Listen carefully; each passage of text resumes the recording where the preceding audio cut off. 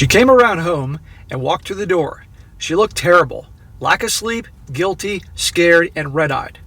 Normally my heart would break and I would make her feel better, but not this time.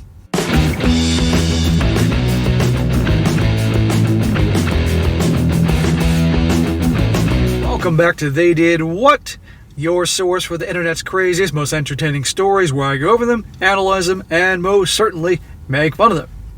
Today, I'm going to do update or part 2 to the story I did yesterday about the 55-year-old grandma who went on a girls' weekend and ended up cheating on her husband. And to her surprise, he ain't taking her back. And guys, quick recap, that's exactly what happened. They've been married for I think 33 years, both 55 years old. And he admitted in his story, because it's the guy telling it, that, his wife, there was obviously a slowdown in the bedroom for a while. He gained a bunch of weight, but in recent years, he lost all the weight. He's looking good. Other women are noticing him. They went from having a dead bedroom to hooking up multiple times a day or multiple times a week, that type of thing. But she was starting to feel a little insecure about her looks, because obviously she's getting older and put on a little weight. He didn't say a lot, but a little. And did this girl's weekend and ultimately ended up cheating on him with this couple that she knew from their business. And she actually arranged it to meet with them. And when her sisters, for the girls' weekend, went to sleep, she got together, they went to the hotel, had a lot of fun. And the next day went crying her eyes out to her husband, even though this is all planned. And this guy had a deal breaker in their marriage. No cheating. You cheat on me, we're done, I don't care. And she thought he'd really take her back. Nope. And this is where he left off. And by the way, if you remember, his kids, because they have children, the kids are totally on his side. A lot of times these stories, the kids are like, oh, forgive her, or something like that. No, they totally understand. So it's going to pick up where he left off. And it's a long update, so for you guys that like the long ones, you'll enjoy this. He continues saying, firstly, thank you to all the 99% that showed support. It really is helping. For those others that blame me, well, I have no doubt that you have your own issues to deal with, and good luck with that. This is a long post, and once I started to type, I couldn't stop. It felt good to get it down and in print, so to speak, and a little cathartic. A lot of people say when they write me stories for the other channel, Strong Successful Male, because that channel I do a lot of just personal stories subscribers write. A lot of guys say it's therapeutic. It's like therapy, writing it all out, telling their story, and they feel better doing it. And then hearing it and hearing dudes' comments, so I can get this by him doing this on Reddit. He says, this will be my last update for a while, and for those interested in what happens, I will post in a few months time to let you know how things are going. He says, I had the talk with my wife yesterday. After so many years together, we both find that we don't sleep very well without each other beside us. Without the other beside us. It's been like that for decades. Well, last night was the first night I had a very good night's sleep without her there. She came around home and walked through the door. She looked terrible. Lack of sleep, guilty, scared, and red-eyed. Normally my heart would break and I would make her feel better, but not this time. I was sitting at the table and she started to cry again and rushed in for a hug, blubbering she effed up and is so sorry. I put my hand up and told her not to touch me and to sit down. She sat down. I asked if she wanted a coffee and I was going to make one, and she accepted. So I made the coffee and went back to the table. Her eyes never left me. Remember, she planned this whole thing out. Completely. Girls' weekend, and arranged for that couple to meet with them coincidentally at the bar, act like they don't know each other, drink so she could blame the alcohol, and then when the sisters left, went back and had a roll in the hay, and then the next day, bawling her eyes out, what came over me, it was the alcohol. This guy sees through her bullshit. She started to speak, but I told her to be quiet and answer my questions and listen. This isn't about her, but me and the marriage. I told her at this point we were done. She had made her choice, and this is about me making mine. I already made my choice, but I wanted to get some semblance of truth out of her, and I thought if she thought she had the chance, she would at least be a little honest. I told her I'd spoken with her sister, which was true, and I'd spoken with a couple, which wasn't true. But she didn't know that. I had the strangest feeling inside of me, happy that she was so upset but sad for us at the time, along with disappointment, anger, and all the normal emotions you would have. But I was calm. And this freaked her out the most. Honestly, I felt like I was doing a job interview. Yeah, the fact that she's so emotional and her emotions are going all over the place and he's calm as can be, that creeped her out. So I tell you guys, for you relationship guys, I talk about this heavily in the other channel. Whenever your woman is, there's drama going on, she's flying off the handle about some damn thing, getting all emotional, you must remain calm. Because if you go down to her level and you start arguing with her and get emotional, that it ain't going to go well. And especially if she's yelling at you about something stupid. And not that you should ever take her yelling at you about something stupid. I mean, if you did something really bad and she's yelling at you, okay, that's one thing. But if she's just frankly being an a-hole, you don't take that. And if you start yelling back and carrying on, getting all emotional, it's a bad idea. It's like yelling with a kid. Kid's throwing a tantrum, you throwing a tantrum right back. Bad idea. He's calm and it's creeping her out. But it's hard. Your instinct is to start screaming back too. It says here, I asked her how many times. She said physically once and twice on a video chat. I told her to explain how it happened. She told me that when they were talking business, it turned to flirting. Then when the wife said it was okay and got involved over a couple months, it moved on to watching them have you-know-what. She told them that it had always been a fantasy of hers to have you-know-what while the wife watched, and they were all for it. She was crying when she told me this and said that it went too far. She knew it was dangerous, which made it more exciting for her. She started telling me that she felt insecure, but before she could continue, I told her I don't want to hear her BS, excuses, and justifications. I had to wait about 5 minutes until she could pull herself together. I even got up and got her tissues. Well, I'm dumping you, but I'll give you some coffee and some tissues, honey. She said they met up as arranged, and after her sisters had left the bar, they went straight to the couple's room. I asked her if she ever intended to tell me, and she said no. It was just a fantasy that she thought she could fulfill and never think about cheating again. I called BS and asked her if she had ever cheated over the last 33 years. She said never. I told her that now it didn't matter how many times she cheated, either once or 1,000 times, the result would still be the same. The only one it will hurt is if she's lying, is our kids and her relationship with them and our grandkids. I told her I don't believe her, but at this point it's irrelevant. I don't know about you guys, but I don't believe this in 33 years she's ever cheated for a second. Let's hear it in the comments, guys. Take a moment to pause the video. Do you believe this? Because I sure as hell don't.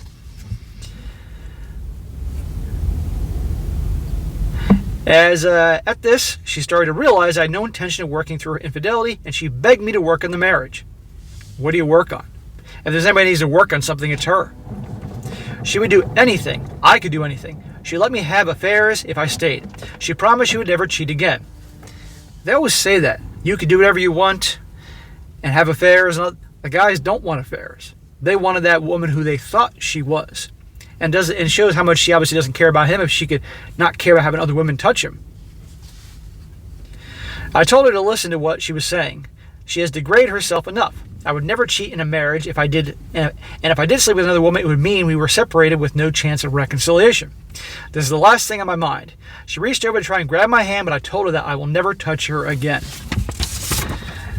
Yeah, bro. He says, it's not that I'm judgmental of anyone's lifestyle, it's their own business. And I understand people do have affairs, open marriages, etc. But the point is we didn't. The trust and respect were destroyed when she planned to have another man's you-know-what inside her. I've always been a very pragmatic man and just felt relief. I told her we will make this easy as we can on us. She took this as a hope for our relationship. But I told her, no, we are done. I will never touch you again, and I meant it. I can never forget that she effed another man and the woman I loved, and the woman I loved is married to me and dead to me now. She died when you not only effed another man, but planned for it. Right, it'd be bad enough if she met them in a bar and truly didn't know them, got drunk, went back to the room and all that, and the next day when she came to out of her drunken stoop, cried on the phone and begged forgiveness. That'd be one thing. It'd be bad. Don't get me wrong. And still cheating.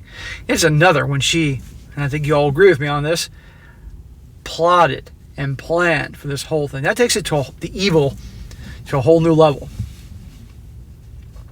All the good memories we had will remain. The holidays, building our first home together, having and bringing up our children, all the laughs and the life we face together are just that, memories. We're now going to have our separate lives, and I, for one, am looking forward to see what happens, and they will not include you. When I do meet another woman, I hope to start new memories with her and hope that I will find love again. Well, I wish this guy the best, but given the environment of the world right now, be careful. But he did mention before he lost all that weight, and obviously women are noticing him looking good, and she knows this. She was shaking and crying when I told her this, but it didn't faze me. I just wanted this woman out of my house. Yeah, it's my house. She couldn't continue with the talk, so I went down to the shed and reached out to my kids by phone while she composed herself. I told them what was happening, and they were very supportive and said not to drag on it and just finish it. I went back up, and as soon as I walked through the door, she started again with the sorry, can we make this work? Again, this is like the Jedi mind trick. She's going to keep trying to, can we make this work? Over and over again. No. Your mind tricks won't work on me. I sat down and said we were going to sell the house and the business and split everything 50-50. You can have the car, and I will take the truck and motorcycle, and she can take the cats. Not the cats. I'm a cat lover here. I'd be like, oh, no. I get the house, the motorcycle, the truck, and I'm keeping the freaking cats. You can get new cats. I love animals, guys. I love animals more than people. I'm sure many of you guys have heard me mention this before. I then told her not to ring me, text me, or contact me unless it is about the kids or grandkids. I will contact the lawyers and start the ball rolling for the divorce, and she is free to go F anyone she wants, as she is now a free woman. She told me she didn't want to F anyone else, and I was being deliberately mean and unemotional. Here we go with the personal attacks. If the situation was reversed, do you think that she wouldn't be flying out the handle and screaming and yelling and saying and doing a hell of a lot more? Of course. But because it's him, he's mean and unemotional. I told her that I was being honest, and her actions had put me in an emotional void. I told her that she is the only one to blame for the destruction of our marriage and no one else. I loved her unconditionally, and she is the one who effed it all up. I then left the house so she could sort herself out and take a few more things with her, and went over to my daughter's.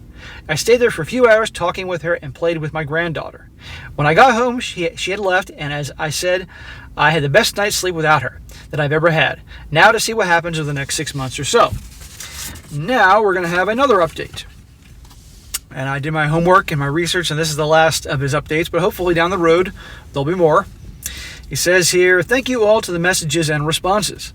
It has helped me maintain my focus. Well, it's been 5 hectic weeks since the soon-to-be ex-wife threw away our marriage. I've had a lot of time to reflect on my decision, and I still believe I made the right one. Trust me, you did, dude.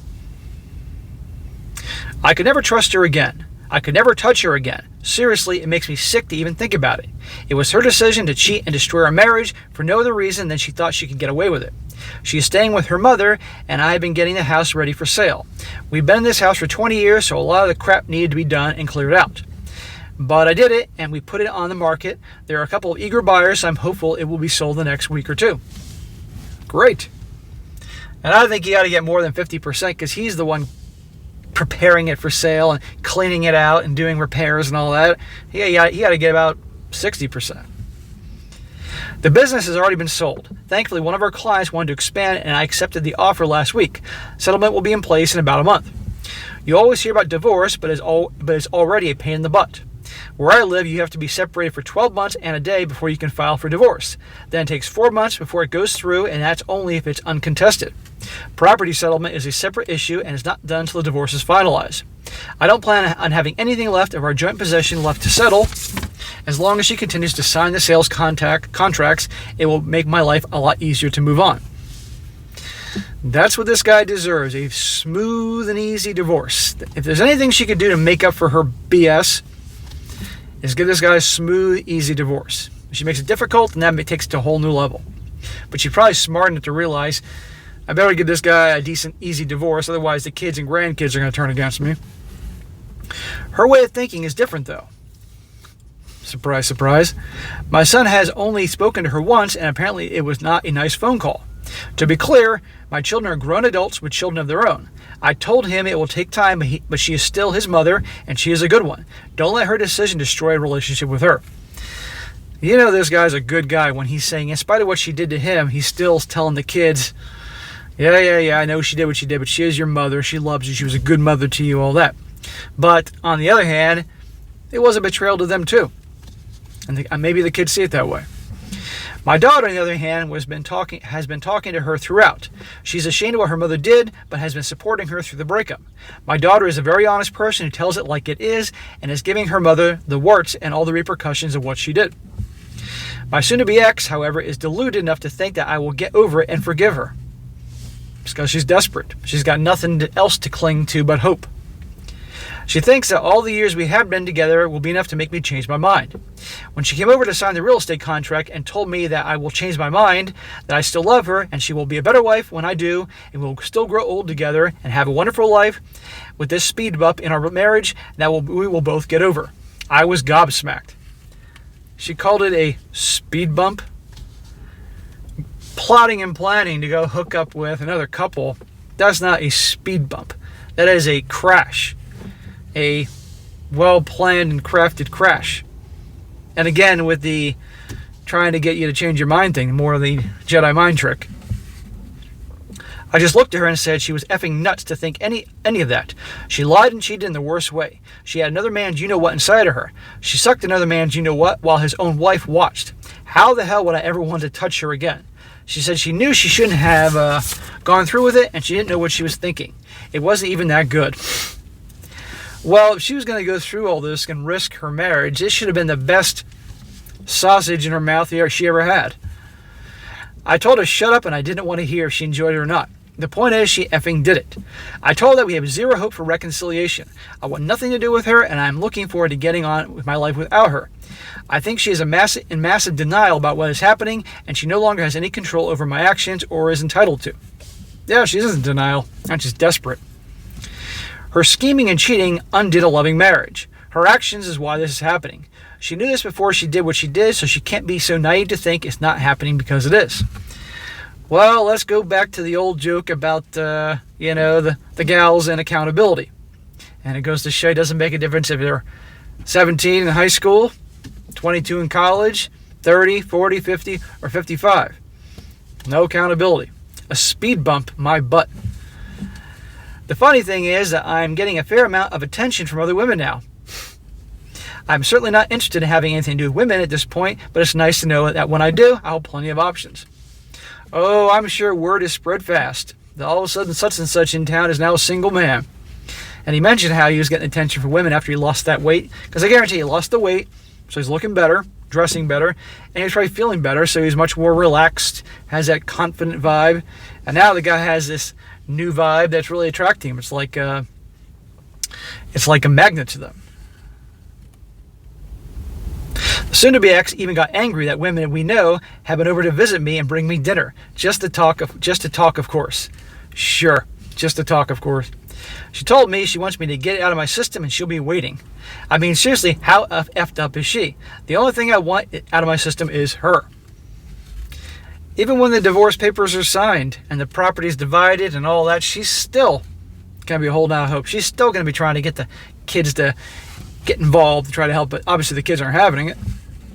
Emotions are still a major factor. Hate, anger, disgust, the feeling of loss, betrayal and sadness, but I'm a strong man and will deal with them. My goal now is to focus on getting rid of any financial entanglement with my wife and get on with my life. So there you go, guys. That is the last of his updates for now. I will keep an eye out for this, and if you guys happen to see an update before I do, let me know, email me, and I'll definitely do an update here. But I gotta tell you, this is a good one because most guys, particularly at that age in their life, they're not, the wife could do something like this, cheat, and most guys wouldn't do anything about it. They'd get upset, but the wife would give them the waterworks and all that, and they'd be like, okay, give her a second chance and all that, and then we're off to the same thing 5 years later. Although it should be 60 then, so that's kind of gross, but whatever. But good for this guy sticking to his guns. And men have to have a code. Men have to draw a line in the sand. And if you cross that line, I don't care what it is, that's it, we're done. And this guy did here, so it's good to hear that. So I wish this guy the best. But he's 55. It ain't over. He lost all that weight. I would work on himself day by day, hour by hour if he has to, and he'll move on. He's got grandkids. He's got kids. He can start a new business. The sky's the limit. 55 ain't what it used to be. 50, when I was a kid, 55 seemed ancient. Now to me, 55 is only 11 years beyond what age I am right now. So, 55 is young to me, in my opinion. So, all right, guys, that is it for today. Be sure to comment down below. Let me know what you think about this. And be sure to like the video, share with your friends, and subscribe. And I'll catch you next time.